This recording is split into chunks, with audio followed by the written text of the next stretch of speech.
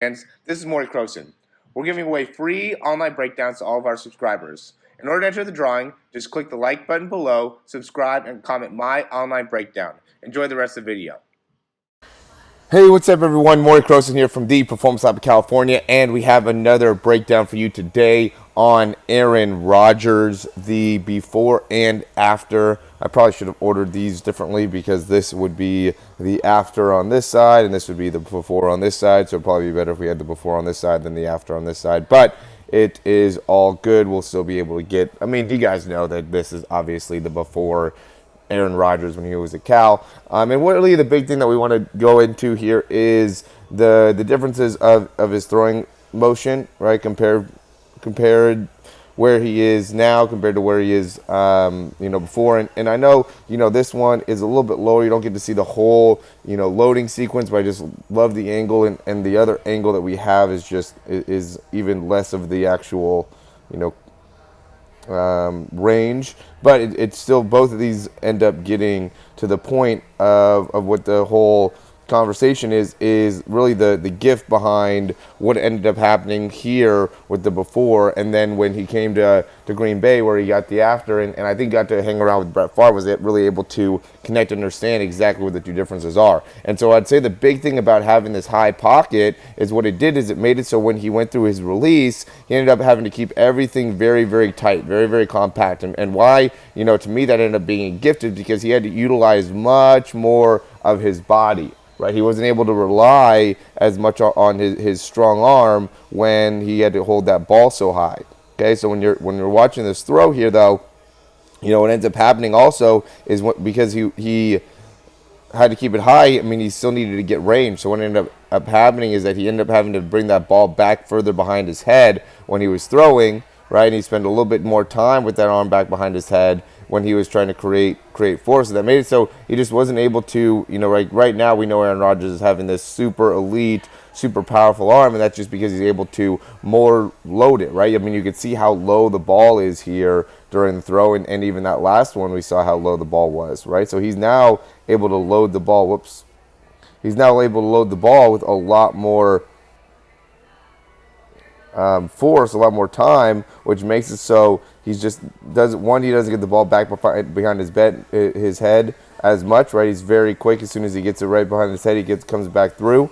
But it also makes it so now he's able to actually put a lot more on the arm. So now he can actually time up with his body a lot better and how he's creating all of his force. This one, he just absolutely just rockets this ball, and it's just because he doesn't have to spend very much time behind the head. As soon as he gets that ball up, look at how fast he drives that elbow through. This is the biggest thing he's able to do, is he's able to just drive that elbow through so well as he's throwing. And that's where, even when he was at Cal, he was still able to drive that elbow through very well. Look how well he's able to come through here and then get that elbow through and then finish from that position. He just had a little bit less overall capabilities to achieve that because he had to keep that ball so high, so he wasn't able to fully load. But what I would say is that he started getting around Brett Favre, and Brett Favre just had that long release where he would let the ball come all the way down and drop and just be and could throw it from anywhere. And he just started implementing that. He just stopped, keeping everything up so tight, and started making it so he would actually drop the ball a little bit more, right? Because the big thing is,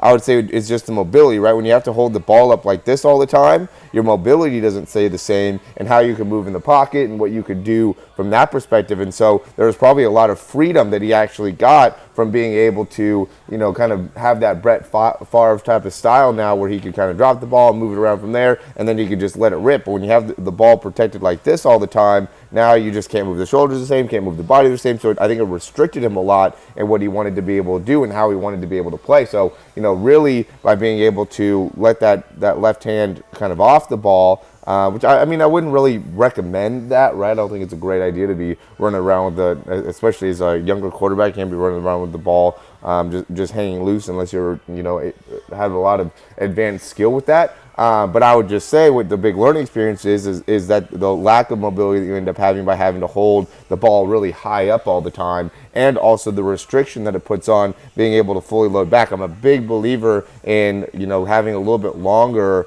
arm motion, right? So being able to, bring that arm back is going to help you in generating power. There's sometimes where I see guys that overdo, that whole arm loading thing, but I would say there's far more athletes that are more in this category where they're shortening up their load and their ability to truly get their full potential within their throw. Then I do guys that have the longer loads, like we see here. And then, once you have the longer loads, what ends up happening is that, what I'd be careful of is that when you bring the ball and you have that longer load, you can't bring the ball back behind your head. You got to be very fast in being able to get that elbow through to maintain a very, very quick release. We'll go real quick look to see how much time. I mean, we won't be able to get the exact. Let's say it was at about 0.95 where he let go of the ball. Wouldn't be able to tell that 100% for sure. And his loading process, 0.95.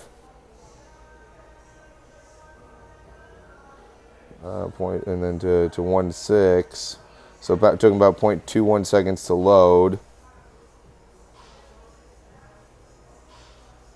And then took him another, so it takes him 0.31 seconds to get rid of the ball. That is very, very fast. I mean, like the Patrick Mahomes and like Tom Brady, they're 0.4. Kyler Murray's into like 0.36, 0.35, somewhere in there. We could just go to 0.35.